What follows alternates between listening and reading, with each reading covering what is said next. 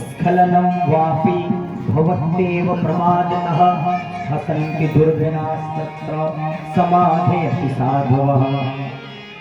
बोले जो विद्वान होगा वो दूसरे व्यक्ति को, गिरते हुए व्यक्ति को उठाता है, ना कि उसे और गिराता है। तो ये ईर्ष्या है ना महाराज, ये ईर्ष्या हमारे मन से जाती नहीं है।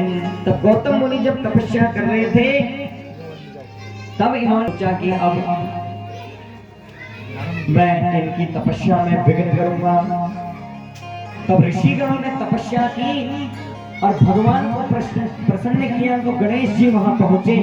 तब ऋषियों ने वरदान भी देखो क्या मांगा। निष्काश्यमानो ऋषिभिः परिभृत्य तथा कुरु। कहा कि ये गौतम मुनि ने हमको जल, हमारी पत्नियों को पहले जल नहीं भरने दिया, तुम इनको आश्रम से बाहर निकाल दो। गणेश जी ने कहा अरे महाराज ऐसा क्यों, कुछ अच्छा वरदान मांगो। अब ये भी अपनी जिद पर अड़ गए। बोले गणेश जी देखो ऐसा मत करो, आप का ऐसा करना ये उत्तम विचार नहीं है, आप कुछ और वरदान मांगिए। लेकिन ऋषि ने कहा कि नहीं, हमें यही वरदान चाहिए। तो तब उन्होंने कहा भवद्भिः प्रार्थते अच्छा करिष्ये हम तथा खलु। कहा कि जो होनहार है वो तो होकर ही रहेगा, अब यही समझ लो। तब गौतम ऋषि को उनकी तपस्या से गिराने के लिए गणेश जी ने गौ का रूप धारण किया। गौ का रूप धारण करके गौतम ऋषि क्यारी में जौ बो रहे थे। तो गणेश जी अत्यंत सूखी गाय बनकर वहां आए और वहां चरने लगे। और जैसे ही गाय चल रही थी गौतम ऋषि भी वहां पहुंचे और गाय के तिनकों को आगे से हटाने लगे। जैसे ही गौतम ऋषि का स्पर्श गाय पर हुआ वैसे ही गाय स्पर्श मात्र से ही वो पृथ्वी पर गिर गई और वहीं पर गिरकर मर गई। ऋषियों ने हल्ला कर दिया कि महाराज इसने तो गाय मार दी है, गौतम ऋषि तो गौ का हत्यारा है, इसने तो गाय को मार दिया, गौ का हत्यारा है। लोग एक बहाना ढूंढते हैं बस हमारे को नीचे गिराने का।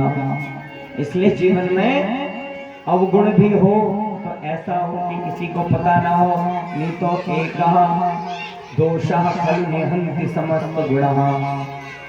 लोगों को बस एक मौका चाहिए और तुम्हें कम कहां से वो गिरा दे कुछ पता नहीं चलता। अभी गौतम ऋषि का भी एक बहाना मिल गया कि ये तो गौ का हत्यारा है, गौ का हत्यारा है, इसने गौ का वध किया है, अब ये तो हमेशा यहाँ से निकलने के योग्य है। धिक्कारने लगे। अहिल्या को भी धिक्कार किया कि तेरा पति बड़ा धिक्कार है, इसने गौ की हत्या कर दी है। कटु वचन कह के अहिल्या को भी इन्होंने बड़ा कष्ट दिया। तब गौतम जी ने कहा कि हे मुने, अगर आप मेरे इस कृत्य से दुखी हैं तो मैं किसी और जगह में चले जाता हूँ, दूसरी जगह में निवास करूंगा। एक कोस दूर गए। एक कोस में 3 किलोमीटर होता है और 4 कोस का 1 योजन होता है। तो 3 किलोमीटर दूर जाके ये वहां रहने लगे। तब इन्होंने वहां भी इनको पूजन नहीं करने दिया भगवान का और कहते हैं तुम यहाँ से भी चले जाओ क्योंकि बिना प्रायश्चित के शुद्धि नहीं होगी। देखो गौ को मारा नहीं उन्होंने, वो तो माया रूप से छल दिया, लेकिन फिर भी गलती से भी गौ को अगर मार दिया तब भी इसका प्रायश्चित करना पड़ता है। धेनुकासुर नाम का दैत्य आया भागवत में और धेनुकासुर बछड़ा बनकर आया और बलराम जी ने, भगवान ने उसको मार दिया। तब भी राधा रानी ने गौ को मारने का प्रायश्चित करा। तो भगवान ने कहा कि मैंने तो गाय को मारा ही नहीं।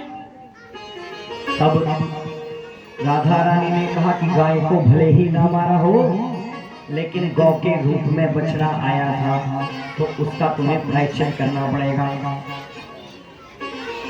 तो गौ की महिमा को बताया, कहा ये तो गौ हत्या का पाप तुम्हें लग गया, बिना प्रायश्चित्तेन निष्कृतिं शुद्धिर्जायते।